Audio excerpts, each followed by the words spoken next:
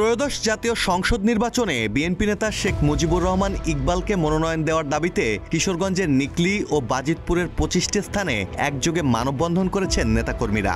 শনিবার সকাল 11টায় শুরু হয়ে মানববন্ধনটি দুপুর 1টায় শেষ হয়। কর্মসূচিতে নিকলি ও বাজিতপুর উপজেলার বিভিন্ন ইউনিয়ন ও ওয়ার্ডের প্রায় 10,000 নেতাকর্মী সমর্থক অংশগ্রহণ করেন। বাজিতপুর ও নিকলিতে মানববন্ধন কর্মসূচির নেতৃত্ব দেন দুই উপজেলা বিএনপির সাধারণ সম্পাদক মনিরুজ্জামান মনির এবং আতিকুল ইসলাম তালুকদার।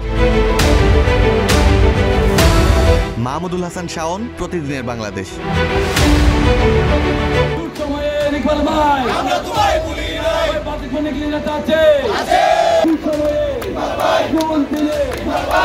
আমরা বিএনপি পার্টি থেকে মনোনয়ন চাই, এর বাইরে আমরা কোন প্রার্থীকে মেনে নিব না। এমন কোন ইউনিয়ন নেই, এমন কোন জায়গা নেই, এমন কোন গ্রাম নেই যে গ্রামে ইকবাল সাহেব পদার্পণ করেন নাই।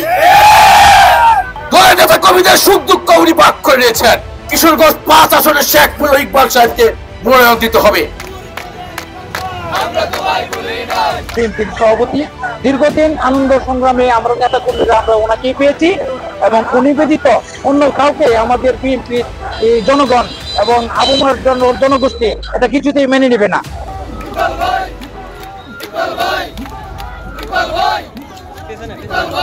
আমরা এই আসনটি শেখ মুজিবুর রহমান ইকবাল ছাড়া অন্য কাউকে দেখতে পাই না। তাকে যদি দেওয়া হয় তাহলে এখানে ভোটাররা ভুল করবে, দল যদি ভুল করে ভোটাররা ভুল করবে, ভুল করে এই আসনটি অন্য করে ফসলে চলে যাবে।